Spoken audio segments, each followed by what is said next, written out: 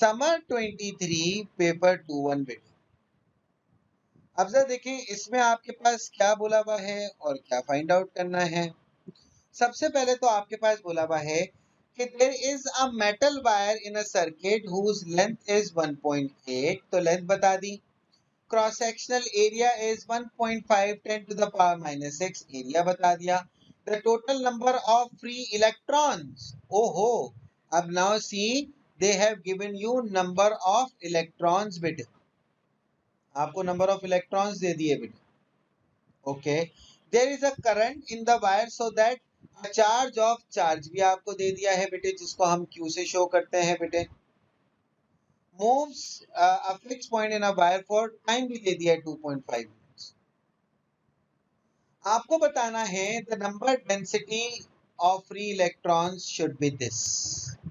Number density आपको मालूम करनी है, तो हमने कहा हमारे पास एक फॉर्मूला था, और वो आपके पास अगर फॉर्मूला याद हो, फॉर्मूला था ए एन बी क्यू, अनवक, जहां पे ए क्या था, एरिया, एन क्या है, नंबर डेंसिटी, वी क्या है आपके पास, वी वाज द स्पीड बेटे, और क्यू क्या है, क्यू इज द चार्जेस, आई क्या है, करंट। तो हम लोगों को यहाँ पे क्या मालूम करना है, नंबर डेंसिटी मालूम करनी है। खैर इस फॉर्मूला के थ्रू तो हम लोग नंबर डेंसिटी नहीं मालूम कर सकते। एक और भी आसान सा फॉर्मूला है नंबर डेंसिटी का, हम लोग अगर मालूम करना चाहें तो उससे कर सकते हैं। इससे तो हम लोग नहीं कर रहे क्योंकि हमें स्पीड नहीं पता बेटे। स्पीड पता होती तो हम लोग आराम से फाइंड आउट कर लेते, लेकिन यहाँ पे तो हमें स्पीड पता ही नहीं। तो फिर एक नंबर डेंसिटी का जनरल फॉर्मूला याद आया। नंबर डेंसिटी का जनरल फॉर्मूला क्या था, number of electrons over volume. ये भी तो नंबर डेंसिटी का फॉर्मूला था ना, that was the general formula. By definition number density का यही फॉर्मूला होता है बेटे, बाय डेफिनेशन। तो हमने कहा ठीक है, क्या मेरे पास नंबर ऑफ इलेक्ट्रॉन्स है, बिल्कुल है, दिए हुए हैं 2.3 10 टू द पावर ऑफ 23 बेटे। क्या मेरे पास वॉल्यूम है, तो मैं बोलूंगा नो, वॉल्यूम तो गिवन नहीं है। तो मैं कहा वॉल्यूम कैसे निकालें, मेरे एक जहन में आया कि वॉल्यूम एरिया टाइम्स लेंथ भी तो होता है बेटे। तो मेरे पास एरिया है बेटे, and the area is 1.5 10 to the power -6, length है मेरे पास 1.8, कैलकुलेटर में पुट करेंगे and I will get the exact same answer which I wanted to show, which was 8.5 10 to the power of 28 metre पर metre cube. ठीक हो गया बेटे। अब पार्ट बी में आपसे बोला हुआ है average drift speed of electrons बताओ। तो अब मैं अनवक वाला फॉर्मूला इस्तेमाल कर सकता हूं, ए एन बी क्यू। मेरे पास क्या करंट है, मैं कहा यार करंट नहीं है, तो मैं कोई टेंशन लेने की बात नहीं है। क्यों भाई टेंशन लेने की क्यों बात नहीं है, क्योंकि मैं करंट निकाल सकता हूं बेटा। और वो करंट कैसे निकाल सकता हूं बेटा, करंट का फॉर्मूला होता है ना Q ओवर टी। ठीक बेटे, तो हमने कहा सही है। तो आपके पास चार्जेस हैं 172, टाइम है 2.5 मिनट्स, उसको सेकंड्स में चेंज कर दिया, करंट आ गया बेटे। एरिया हमें क्वेश्चन में ही दिया हुआ था, और कितना दिया हुआ था, 1.5 10 to the power of -6। Number density अभी अभी फाइंड आउट की है, 8.5 10 टू द पावर ऑफ 28 बेटे। स्पीड हमें निकालनी है, और याद रखें इस फॉर्मूला में जो क्यू है ना बेटा, this is the charge for one electron, और वो फिक्स वैल्यू है, और वो कितनी होती है बेटे, 1.6 10 to the power of -19। Please don't confuse yourself कि आप ये 172 यहाँ पर लिख दें, ये नहीं कीजिएगा बेटे। ये एक इलेक्ट्रॉन का चार्ज होता है जो कि फिक्स है बेटे, और कितना है वो 1.6 10 टू द पावर ऑफ -19 मेरे बच्चों। अब आप देखें पूरे फॉर्मूला में सिर्फ बी ही फाइंड आउट करना है। पहले हम इसको कैलकुलेटर में डाल देंगे, फिर इन तीनों को मल्टीप्लाई करवा के वहां जाकर डिवाइड करवा देंगे। और जब हम ये काम करते हैं तो हमारे पास स्पीड का आंसर आ रहा है बेटे 5.6 10 to the power of -5 meters per second, and this is the average drift speed of free electrons मेरे बच्चों। इतने सिंपल क्वेश्चन है बेटे, तो आपके पास डायरेक्ट फॉर्मूलाज लग रहे हैं, बस आपको लॉजिक ढूंढनी है बेटे, दैट्स इट बेटे, और आपका काम आसान है बेटे। अब देखिए इसी समर 23 पेपर 21 में एक और सवाल है। मुझे पहले फातिमा जी ये बता दें, सर्किट सीरीज है या पैरेलल? सीरीज। अच्छा, फातिमा जी मुझे ये बताएं, इस कंपोनेंट का नाम आपको पता है? Variable resistor. नहीं, वेरिएबल रेजिस्टर में एरो लगा हुआ होता है, ये थर्मिस्टर है। थर्मिस्टर, अच्छा, जिसको टेम्परेचर डिपेंडेंट रेजिस्टर भी बोलते हैं, ये एलडीआर होता है, ठीक है। अगर वेरिएबल रेजिस्टर हुआ तो ऐसे एरो लगा होगा, that is the variable resistor, ठीक है। वैसे मेंशन था, लेकिन बाजुकात पूछ लेते, उन्होंने बता दिया इसकी रेजिस्टेंस बता दी, इसकी रेजिस्टेंस बता दी, और ये बता दिया the reading on the volt meter is 6। अब देखो ये जो वोल्ट मीटर लगा हुआ है, ये आपके पास किन किन रेजिस्टर का वोल्टेज आपको बता रहा है। सबसे पहले तो ये भी आपको पता होना चाहिए। तो अगर मैं देखता हूँ बेटा, ये वोल्ट मीटर पैरेलल में लगा हुआ है इन दोनों के, आप देख रहे हैं बेटे, तो मतलब ये volt meter 300 plus the voltage of thermistor, ये दोनों के बारे में बता रहा होगा बेटा, किसी एक के बारे में नहीं बता रहा। आपको बोला हुआ है calculate the current in the resistor of 5800। अब हमें पता है 5800 के अंदर जो करंट होगा वो इसके अंदर भी होगा, वो इसके अंदर भी होगा। तो अब सवाल ये है कि सर कैसे फाइंड आउट किया जाए। तो मैं कहा बहुत आसान तरीका है, इसके अंदर का करंट मालूम करना है ना, तो टेंशन ही नहीं है। टोटल वोल्टेज कितना था? 9.6। इन दोनों का मिला के वोल्टेज कितना आ रहा है? 6 वोल्ट। तो 9.6 में से 6 वोल्ट को माइनस कर दूंगा तो बाकी सारा वोल्टेज कहाँ पे जाएगा बेटा? आपके पास 5800 का। तो बेटे हमने क्या किया, पहले वोल्टेज ऑफ 5800 ओम रेजिस्टर निकाल लिया, और वो कैसे निकाला? 9.6 में से 6 को माइनस कर दिया, एंड आई गॉट 3.9.6 था, हाँ बिल्कुल ठीक है। तो आपके पास क्या हो जाएगा बेटे? आपके पास 3.6 आ जाएगा, that is the voltage of 5800 ohm resistor. अब देखो करंट निकालना तो अब बहुत ही आसान हो गया, V is equals to I R. Voltage कितना है? 3.6। आर कितना है बेटे? 5800। करंट कितना है? अब वो आराम से फाइंड आउट कर लेंगे, वहां जाके आपको सिर्फ डिवाइड करना है।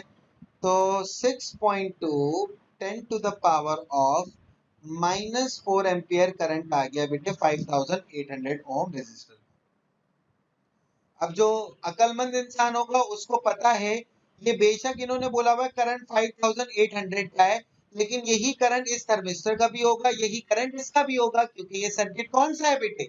This circuit is a series circuit बेटे। अच्छा जी, अब इन्होंने बोला थर्मिस्टर का आप क्या करें, रेजिस्टेंस निकालें। अब देखो थर्मिस्टर की रेजिस्टेंस के लिए मुझे वोल्टेज भी थर्मिस्टर का चाहिए होगा, मुझे करंट भी थर्मिस्टर का चाहिए। तो मतलब करंट तो मुझे पता है, वोल्टेज भी पता है, तो मैं वोल्टेज भी निकाल सकते हैं। कैसे? इन दोनों का मिलकर 6 वोल्ट है ना, अगर मुझे किसी तरीके से इसका वोल्टेज पता चल जाए तो मैं आराम से निकाल सकता हूँ। तो मैंने कहा ठीक है, हम लोग काम कर लेते हैं, वोल्टेज ऑफ 3400 ओम रेजिस्टर का निकाल लेते हैं। तो फॉर्मूला क्या होगा? V is equal to I R. 3400 ohm के अंदर कितना करंट जा रहा है? 6.2 10 टू द पावर ऑफ -4। और आपके पास बेटे इसकी रेजिस्टेंस कितनी थी? 3400 बेटे। तो 6.2 10 टू द पावर -4 को मल्टीप्लाई कर देंगे हम लोग 3400 से, तो हमारे पास आंसर आ रहा है 2.1 वोल्ट।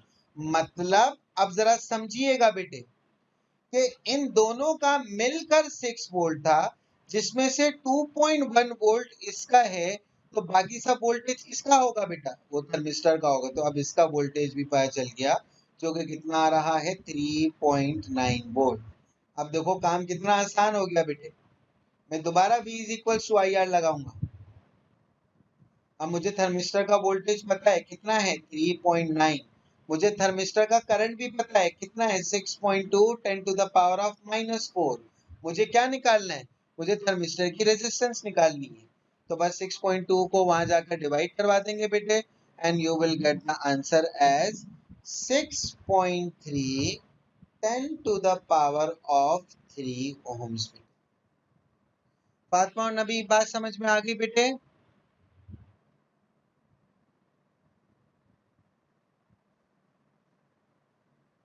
Yes sir. गुड हो गया।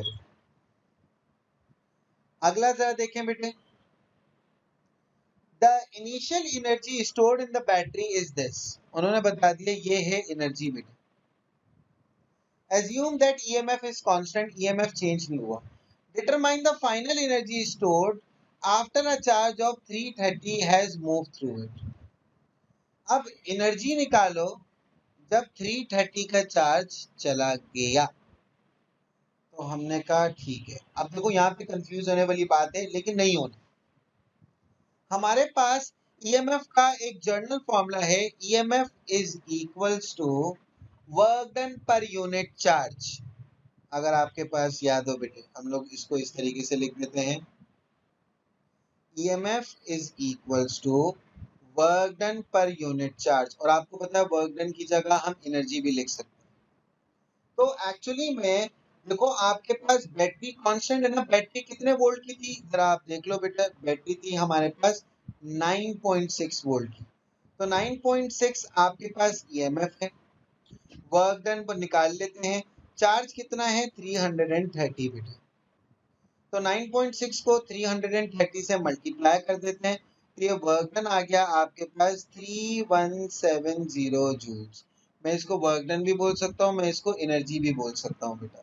That can be my energy as well, क्योंकि एनर्जी और वर्क डन एक ही चीज। मतलब इतनी एनर्जी बैटरी से चली गई। बैटरी में एनर्जी कितनी थी? इतनी थी। चली कितनी गई? 3170। तो कितनी एनर्जी बची है बेटे? तो वो मैं निकाल लेता हूँ बेटे। इनिशियली बैटरी में 2.6 10 to the power 4 एनर्जी थी बेटे, और 3170 जूल्स ऑफ एनर्जी निकल गई बेटे। तो आपके पास 2.3 10 to the power 4 जूल्स बेटे एनर्जी आपके पास अब बैटरी में बची है। So that will be your final answer of the energy which is left in the battery। अब देखो यहाँ पर भी इन्वायरमेंटल कंडीशन चेंज हुई है, लेकिन अब यहाँ पे LDR नहीं है, थर्मिस्टर है। याद रहे बेटे, temperature is inversely proportional to resistance in the thermistor बेटे। ये थर्मिस्टर के लिए मैंने आपको बता दिया बेटे रिलेशन। तो अब उन्होंने बोला है there is an increase in resistance of the thermistor. Resistance increase हुई है बेटे, तो टेम्परेचर क्या हुआ होगा? डेफिनेटली डिक्रीज हुआ होगा। करंट क्या हुआ होगा? मुझे पता है करंट और रेजिस्टर इनवर्सली प्रोपोर्शनल है, तो रेजिस्टेंस इंक्रीज हुई है तो करंट भी आपके पास क्या हुआ होगा? डिक्रीज। वोल्टेज क्या होगा? मुझे पता है वोल्टेज और रेजिस्टेंस डायरेक्टली प्रोपोर्शनल है, तो रेजिस्टेंस इंक्रीज हुई है तो आपका पोटेंशियल डिफरेंस भी क्या हुआ होगा मेरे बच्चों? इंक्रीज हुआ होगा बेटे। तो अब देखो, पिछले ईयर में आपसे यही सवाल किसकी रिस्पेक्ट से पूछ लिया था? LDR की रिस्पेक्ट से। अब यही सवाल आपके पास किसकी रिस्पेक्ट से पूछ लिया बेटे? थर्मिस्टर की रिस्पेक्ट से। मेरे बच्चों, क्या ये बात आप सबको अच्छे तरीके से समझ में आ गई?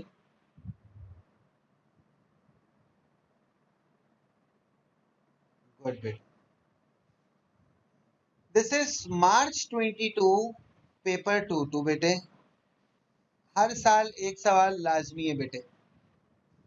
आपके पास इन्होंने बोल दिया है EMF 8 वोल्ट है, इंटरनल रेजिस्टेंस नेग्लिजिबल है, पावर 36 वॉट है, बता दो करंट कितना है। तो बहुत सिंपल सा फॉर्मूला, आपके पास P is equals to IV।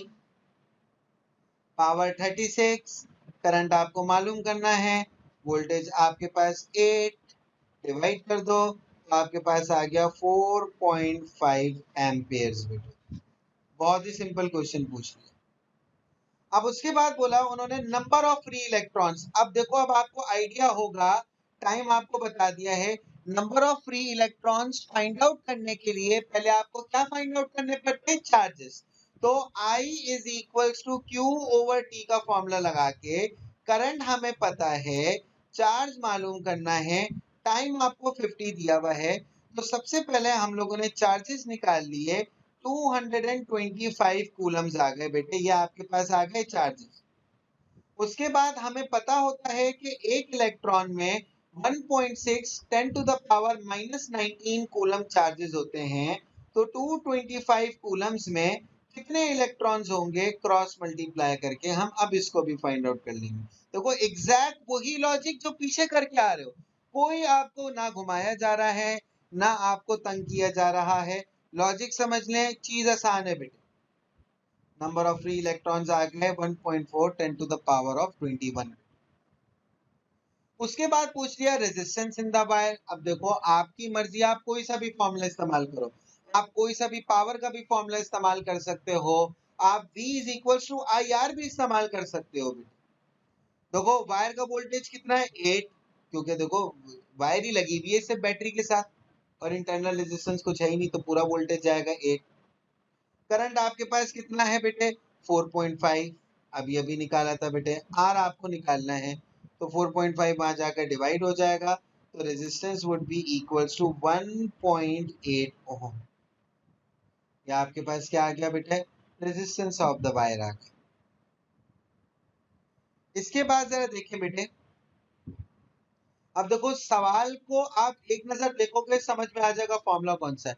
Fatima बता सकती हो कौन सा फॉर्मूला है? रेजिस्टिविटी दी हुई है, एरिया दिया हुआ है। Sir, resistance is equals to resistivity into length upon area. Very good, R is equals to rho L over A। आपके पास रेजिस्टेंस ऑफ द वायर अभी अभी निकाली थी हमने 1.8 आई है, resistivity 1.4 10 to the power of -6 आई है बेटे। लेंथ आपको फाइंड आउट करनी है बेटे, बस सिर्फ ना देखो इस सवाल में एरिया का कन्वर्जन आपको करना है, मिलीमीटर स्क्वायर से मीटर में। तो देखो मिलीमीटर स्क्वायर से अगर आपने मीटर स्क्वायर में जाना है तो डिवाइड बाय 1000 के स्क्वायर करना पड़ेगा, तो मतलब 0.25 डिवाइडेड बाय 1000 का स्क्वायर।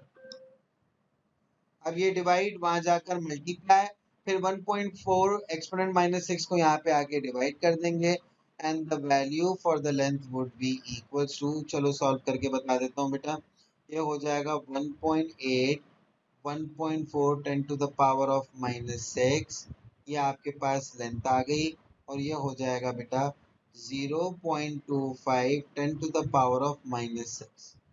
0.25 को वहां जाके मल्टीप्लाई, 1.4 को वहां जाके डिवाइड, तो लेंथ आपके पास आ गई 0.32 मीटर्स। अब उसके बाद बेटे जरा देखें पार्ट सी में, the circuit shown in figure 6.1 is modified by replacing the original resistor wire with the second resistor wire. मतलब हमने अब इसकी जगह आपके पास एक और वायर लगा दी है बेटे, ठीक है। अब उस वायर की स्पेसिफिकेशन जरा देखें, इस वायर की स्पेसिफिकेशंस क्या हैं।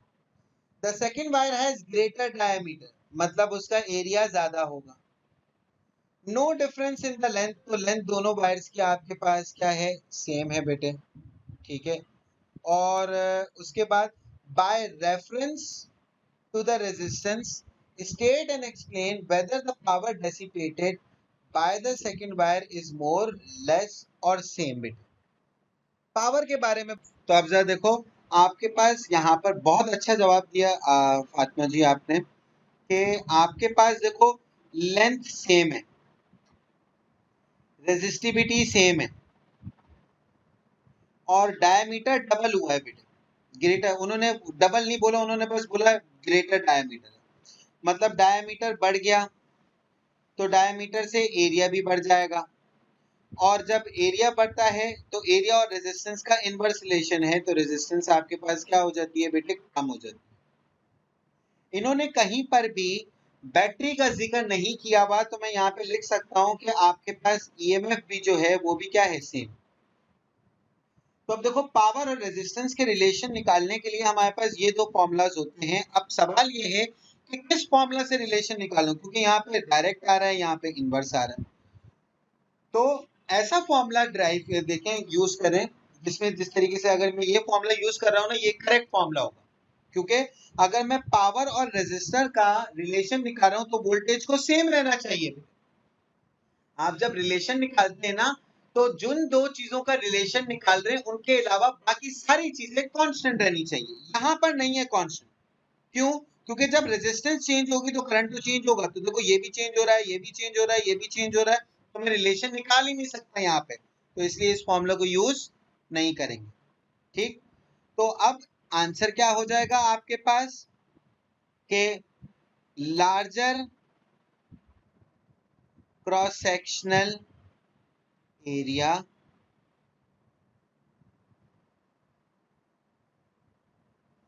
but same length, resistivity and EMF। ठीक है, आपके पास अब इससे इफेक्ट क्या हुआ? The resistance decreases, hence more power is dissipated। क्योंकि हमें पता है कि हम ये फॉर्मूला यूज करके रिलेशन निकाल रहे हैं और पावर और रेजिस्टेंस का इनवर्स रिलेशन है, तो रेजिस्टेंस जब कम हुई है तो पावर बढ़ चुकी होगी। और इस फॉर्मूला को क्यों नहीं यूज किया बेटे? क्योंकि करंट सेम नहीं था। अब देखो इसी का आपके पास पार्ट डी, आपके पास अब इन्होंने थोड़ा सा और सर्किट को मॉडिफाई किया है और अब इसमें क्या कर दिया है, 8 वोल्ट के 2 सेल लगा दिए बेटे। ठीक है, और दोनों पैरेलल में लगाए हैं, नेग्लिजिबल इंटरनल रेजिस्टेंस। ठीक है, by reference to the current in the resistance wire state and explain whether the addition of second battery causes the power in the original resistance to decrease, increase या same। उन्होंने बोला कि ये second battery लगाने से power के ऊपर कोई फर्क पड़ेगा? तो मैंने कहा कोई फर्क नहीं पड़ने वाला। क्यों? ये दोनों कौन से कॉम्बिनेशन में? पैरेलल। पैरेलल में वोल्टेज क्या होता है? सेम।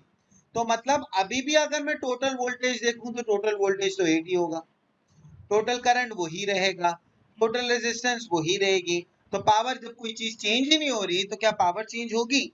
नहीं बेटा। तो अब यहाँ पे हम मेंशन कर देंगे कि current in the wire is same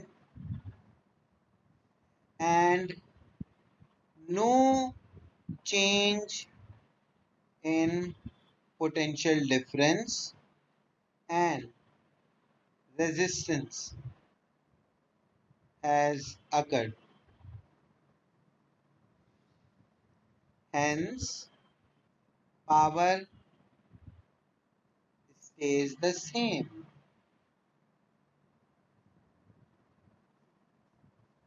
मेरे प्यारे बच्चों, क्या ये आपको बात समझ में आ गई अच्छे तरीके से? वेरी गुड बेटा। अब जरा देखें, now the next question is winter 22 paper 22 बेटे। जरा इसको गौर से देखिएगा, समझिएगा, कोई मसला हो, कोई परेशानी हो, पूछिएगा। Define electric potential difference. तो पोटेंशियल डिफरेंस की आपने डेफिनेशन लिख देनी है, एनर्जी ट्रांसफर्ड पर यूनिट चार्ज। ठीक है ना, एनर्जी ओवर चार्ज था ना बेटा। पोटेंशियल डिफरेंस को भी यही बोलते हैं, एनर्जी ट्रांसफर्ड पर unit charge is the potential difference. अब देखो बैटरी के साथ दो रेजिस्टर लगे हुए हैं, एक्स और वाई। एक्स की ज्यादा रेजिस्टेंस है वाई से। State and explain which resistor dissipated more power. अब देखो यहाँ पर भी वही पूछा हुआ है। अब देखो फिर दोबारा मेरे जहन में वही फॉर्मूलाज आएंगे, आई स्क्वायर आर और वी स्क्वायर ओवर आर। तो मैं अब ये वाला फॉर्मूला नहीं यूज करने वाला। वजह, क्योंकि देखो सीरीज कॉम्बिनेशन में वोल्टेज सेम नहीं रहता। तो इन दोनों रेजिस्टर में सेम वोल्टेज नहीं है, लेकिन इन दोनों रेजिस्टर में करंट क्या है, सेम है। तो that is why I would use this one bit. तो पावर रेजिस्टर के डायरेक्टली प्रोपोर्शनल है, तो जिसकी रेजिस्टेंस ज्यादा होगी उसकी आपके पास पावर भी ज्यादा होगी बेटा। तो हमने क्या बताया, सेम करंट, यहाँ पे हम मेंशन कर देते हैं, same current is in resistor X and Y, therefore power varies directly with resistance, hence more power is dissipated in resistor X। समझे मेरे बच्चों? अगला सवाल, फातिमा सीरीज या पैरेलल? पैरेलल। Very good. और देखो इंटरनल रेजिस्टेंस है तो यहाँ पे टर्मिनल पोटेंशियल डिफरेंस का कॉन्सेप्ट आएगा। आपके पास देखो इन्होंने करंट बता दिया, इस क्यू रेजिस्टर के अंदर करंट जा रहा है 4.5, ये टोटल करंट नहीं होगा बेटा, कुछ ना कुछ करंट पी में भी जाएगा और पी और क्यू का करंट ऐड करूंगा तो टोटल करंट बनेगा बेटा, ये हमने पहले से ही डिटरमाइन कर लिया। अब इन्होंने बोला रेजिस्टर पी के अंदर से 640 कूलम चार्जेस हैं और टाइम ये है। तो मैंने कहा यार ये तो बहुत आसान है, करंट निकालना होगा, करंट निकाले, और वही पूछा हुआ भी है। आगे की डिस्क्रिप्शन अभी हमने नहीं पढ़ी, वो भी अभी हम पढ़ते हैं बेटे। तो current in the resistor P आराम से निकाल सकता हूँ, I is equal to Q over T. Q कितना है 650, टाइम कितना है 540, दोनों को हम डिवाइड कर देंगे तो करंट कितना आ जाएगा बेटे 1.2 एम्पियर। अब उसके बाद आगे उन्होंने बोला होता है during this time resistor P dissipated this much energy. तो रेजिस्टर पी के अंदर से कितनी एनर्जी जा रही है बेटे, ये भी आपको बता दिया, ठीक है 4800। आपको क्या निकालना है, पोटेंशियल डिफरेंस निकालना है। तो देखो आप यहाँ पे पोटेंशियल डिफरेंस अक्रॉस पी का एक फॉर्मूला है, एनर्जी पर यूनिट चार्ज। आपको पता है रेजिस्टर पी में से कितनी एनर्जी गई 4800, रेजिस्टर पी में से कितने चार्जेस गए 650, डिवाइड कर दो तो आपके पास आंसर आ जाएगा 7.4 वोल्ट। अब मैं आपको जेन्युइनली बता रहा हूँ, यहाँ पे बच्चों को प्रॉब्लम क्या होती है, वो ये फॉर्मूला लोकेट करने में प्रॉब्लम कर देते हैं, वो V is equals to I R में ही फंसे हुए होते हैं, या सीरीज और पैरेलल कॉम्बिनेशन से कुछ निकाल रहे होते हैं। लेकिन जब देखो एनर्जी दी हुई है, चार्जेस दिए हुए हैं, इससे रिलेटेड फॉर्मूलाज अपने जहन में आ जाने चाहिए कि यार ये लग सकते हैं डिपेंडिंग ऑन द कंडीशन। अब देखो आपके पास P का वोल्टेज कितना है 7.4, तो डेफिनेटली अगर P का वोल्टेज 7.4 है तो Q का भी कितना होगा 7.4, दोनों किसमें पैरेलल में। ठीक हो गया बेटे। अब सवाल ये है इंटरनल रेजिस्टेंस का कितना वोल्टेज होगा, तो मैंने कहा बहुत इजी है, 9 टोटल था, बाकी 7.4 इनके पास जा रहा है, तो इंटरनल रेजिस्टेंस का वोल्टेज अब हम इजीली कैलकुलेट कर सकते हैं। इन्होंने बोला भाई इंटरनल रेजिस्टेंस निकालो बेटे, तो मैंने कहा इंटरनल रेजिस्टेंस का पहले वोल्टेज निकाल लेते हैं। वोल्टेज ऑफ इंटरनल रेजिस्टेंस किसके बराबर होगा बेटे, 9 में से 7.4 को हमने माइनस कर दिया तो आपके पास आंसर आ गया 1.6 वोल्ट। ये आपके पास इंटरनल रेजिस्टेंस का वोल्टेज है। ठीक हो गया बेटे। अब मैंने कहा इंटरनल रेजिस्टेंस का करंट भी बताओ, तो इंटरनल रेजिस्टेंस में से याद रखो टोटल करंट पास हो रहा होता है। देखो P में करंट कितना था आपका 1.2, Q में करंट कितना था 4.5। अब देखो ये यहाँ जाके दोनों टोटल एडअप होके और ये टोटल करंट इसमें जा रहा होगा, तो अगर मैं इंटरनल रेजिस्टेंस का करंट देखूं कितना है तो वो भी निकाल सकते हैं बेटे। जैसे आपने करंट ऑफ इंटरनल रेजिस्टेंस कैसे निकाला, रेजिस्टर P के अंदर से 1.2 एम्पियर जा रहा था, रेजिस्टर Q के अंदर 4.5 जा रहा था, दोनों को ऐड अप कर दिया तो 5.7 एम्पियर्स इंटरनल रेजिस्टेंस में से जा रहा होगा और यही आपका total current of the battery भी है।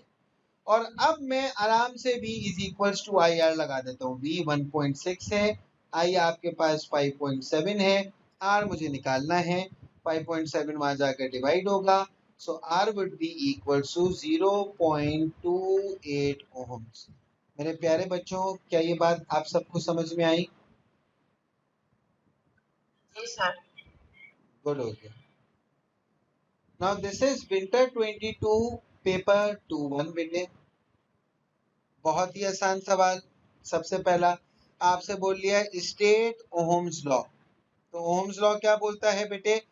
Current through the conductor is directly proportional to potential difference बेटे। लेकिन उसके लिए टेम्परेचर और आपके पास एक्सटर्नल कंडीशन कांस्टेंट रहनी चाहिए। तो ये स्टेटमेंट है, आप खुद लिख सकते हैं, जिसमें आप बताएंगे current through the conductor is directly proportional to the potential difference across the resistor provided that temperature and other external quantities remain constant. ये पूरा का पूरा लॉ है, आप यहाँ पे ओम्स लॉ की जगह लिख सकते हैं। अब जरा देखें, मुझे बताएं फातिमा जी, क्या यहाँ पर ओहम्स लॉ ओबे हो रहा है, यस या नो? नो। वेरी गुड बेटे, क्योंकि ओबे हो रहा होता तो स्ट्रेट लाइन होती। दूसरी चीज आपको ये भी पता है, फिलामेंट लैम्प है, फिलामेंट लैम्प में टेम्परेचर बढ़ता रहता है, तो ओहम्स लॉ तो फॉलो होगा ही नहीं। आपके पास इन्होंने बोला हुआ है the resistance of the filament lamp increases with potential difference. State how figure 1.1 shows 5.1 shows. सबसे पहली चीज तो जरा देखो बेटे, आपके पास यहाँ पर ये ग्राफ दिया हुआ है I और V का बेटे। अगर यहाँ पर स्ट्रेट लाइन भी होती और अगर मैं इस स्ट्रेट लाइन का ग्रेडियंट निकाल लेता, तो आपको पता होना चाहिए जब I और V का ग्राफ होता है तो उसका ग्रेडियंट निकालने से हमारे पास 1/r आता है। ये मैंने स्पेसिफिकली मेंशन किया था, अगर V और I का ग्राफ है, इसका ग्रेडियंट निकालें तो आपके पास फिर R आ जाएगा। तो देखो आपके पास ग्रेडियंट क्या होता जा रहा है? डिक्रीज होता जा रहा है। तो देखो ग्रेडियंट आपको बता क्या रहा है? 1/r की वैल्यू बता रहा है ना। तो ग्रेडियंट डिक्रीज हो रहा है तो रेजिस्टेंस क्या हो जाएगी बेटे? इंक्रीज हो जाएगी। तो अब आप यहाँ पे ये मेंशन कर सकते हैं बेटे, ठीक है। उन्होंने बोला स्टेट हाउ फिगर 5.1 शोज, तो हम बताएंगे कि the gradient of the graph represents 1 over resistance. Gradient is decreasing. अब देखो 1/r है ना, तो ग्रेडियंट और रेजिस्टेंस इनवर्स है, तो ग्रेडियंट डिक्रीज हो रहा है, हेंस रेजिस्टेंस क्या हो जाएगी? Resistance is increasing. रेजिस्टेंस या इंक्रीजेस भी लिख सकते हैं। Explain why the resistance varies this way. ये रेजिस्टेंस ऐसे क्यों चेंज हो रही है? क्योंकि अब आपको पता होना चाहिए फिलामेंट लैम्प में टेम्परेचर क्या होता है बेटे? चेंज होता है, ठीक है। तो अब आपके पास क्या हो रहा है कि यहाँ पे आप मेंशन कर देंगे temperature increases due to increase in potential difference and current। Current और पोटेंशियल डिफरेंस जैसे जैसे बढ़ता जा रहा है, आपके पास टेम्परेचर भी बढ़ता जा रहा है, हेंस रेजिस्टेंस भी आपके पास क्या हो रहा है बेटे? बढ़ते जा रहे हैं। मेरे बच्चों, क्या ये सवाल समझ में आया? अच्छा जी, अब जरा देखें। अब आपके पास बेटे यहाँ पे पोटेंशियोमीटर लगा हुआ है, ठीक है, और बोला हुआ है ईएमएफ की battery of the EMF is 12 volt बेटे, connected to a linear potentiometer, A B potentiometer लगा हुआ है बेटे। P और Q आइडेंटिकल लैंप्स हैं बेटे, बैटरी की इंटरनल रेजिस्टेंस नेग्लिजिबल है, ठीक है। When the slider of the potentiometer is in the midpoint, the current in the battery is 1.7. Current आपको बता दिया 1.78 है। बताओ लैंप P के अंदर करंट कितना होगा? सवाल जरा देखें आपके पास क्या बोला है कि पोटेंशियोमीटर जब यहाँ पर है बेटे बिल्कुल मिड पे, तो current in the battery, battery के अंदर करंट जो है वो कितना आ रहा है बेटा? 1.78 एम्पियर्स आ रहा है, ठीक है। आपको मालूम क्या करना है? Current in lamp P। अब देखो आपके पास ये IV कैरेक्टरिस्टिक्स दिए हैं मैंने, ठीक है। मुझे जरा बताएं फातिमा जी, जब ये पोटेंशियोमीटर बिल्कुल मिडल में है तो लैंप P का वोल्टेज क्या है, जरा बताएंगे आप मुझे?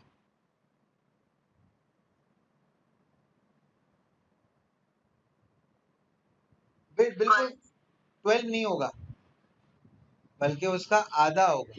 आपको बताया था ना, अगर पोटेंशियोमीटर यहाँ पर होता तो देखो जीरो वोल्टेज, जैसे जैसे ये बढ़ता जा रहा है वोल्टेज बढ़ता जा रहा है, अभी ये बिल्कुल मिडल में है तो पूरा वोल्टेज 12 है, अभी मिडल में है तो कितना वोल्टेज आ रहा होगा बेटा?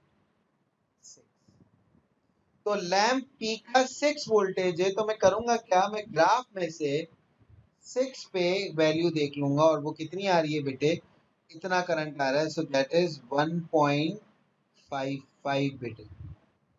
तो देखो मुझे सबसे पहले पता चला कि बिल्कुल मिड में है तो वोल्टेज इसका कितना है? 6 वोल्ट।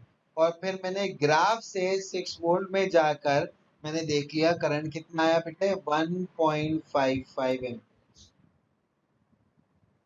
अब उसके बाद बोला हुआ है power dissipated in lamp P and lamp Q। तो मुझे पता है जो पावर दोनों सेम लैंप की, जो पावर लैंप P में होगी वही पावर लैंप Q में भी होगी। मैं कोई सा भी फॉर्मूला लगा सकता हूँ, मुझे वोल्टेज पता है, लेकिन मुझे रेजिस्टेंस क्या पता है? रेजिस्टेंस नहीं पता। तो वोल्टेज और करंट वाला फॉर्मूला लगा लो बेटे। हमने कहा लगा लेते हैं बेटे। क्या हो जाएगा? P is equals to IV। I कितना है? 1.55। वोल्टेज कितना है? 6 बेटे। ये तो देखो एक लैंप की पावर आई ना, मुझे P और Q दोनों की चाहिए और दोनों की पावर सेम है, तो इसी आंसर को मल्टीप्लाई बाय क्या भी कर दो? 2 भी कर दो, क्योंकि आंसर तो सेम ही आएगा बेटे। तो टोटल पावर डेसिपेटेड आ गई 19 वॉट। अब आगे देखिए, the resistance of the potentiometer between it and A and B। Resistance निकालनी है पोटेंशियोमीटर की। टोटल करंट कितना था बेटा? 1.78। यहाँ पे कितना करंट जा रहा है मुझे पता नहीं, लेकिन नीचे कितना करंट जा रहा है? 1.55। तो पोटेंशियोमीटर में कितना करंट जा रहा होगा? तो सबसे पहले तो वो निकाल लेते हैं। मैं इसको आई पॉट बोल रहा हूँ, इसका मतलब है current of potentiometer. Total current कितना था? 1.78। लैंप P में कितना करंट जा रहा था? 1.55। माइनस कर लिया तो पोटेंशियोमीटर में 0.23 एम्पियर्स करंट जा रहा है। ठीक हो गया? अब मुझे A से लेकर B तक की मुझे चाहिए, मतलब मुझे पूरे पोटेंशियोमीटर की रेजिस्टेंस चाहिए। तो पूरे पोटेंशियोमीटर का वोल्टेज कितना है? 12 वोल्ट। तो V is equals to IR लगाऊंगा। पूरे पोटेंशियोमीटर का 12 वोल्ट वोल्टेज है, पूरे पोटेंशियोमीटर का 0.23 एम्पियर्स करंट है।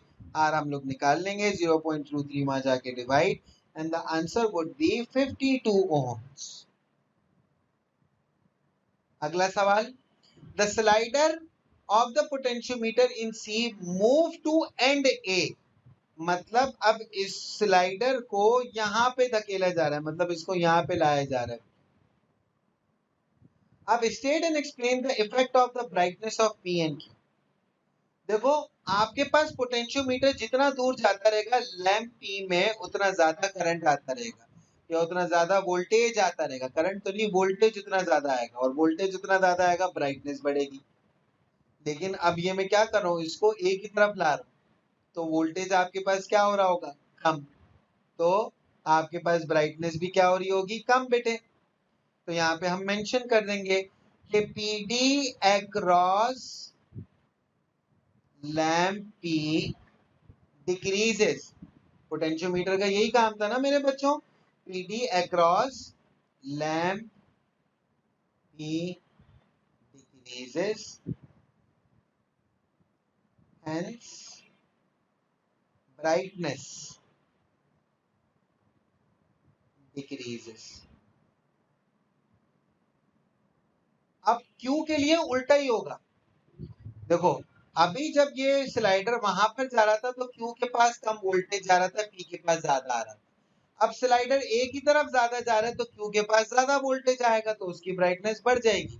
तो सेम टू सेम यही आंसर, बस सिर्फ और सिर्फ थोड़े से फर्क बेटे, और वो थोड़े से फर्क क्या होंगे जरा देख ले बेटे। कि PD across lamp Q increases, hence brightness increases. यहाँ पे भी इंक्रीजेस, यहाँ पर भी इंक्रीजेस। फातिमा और नबी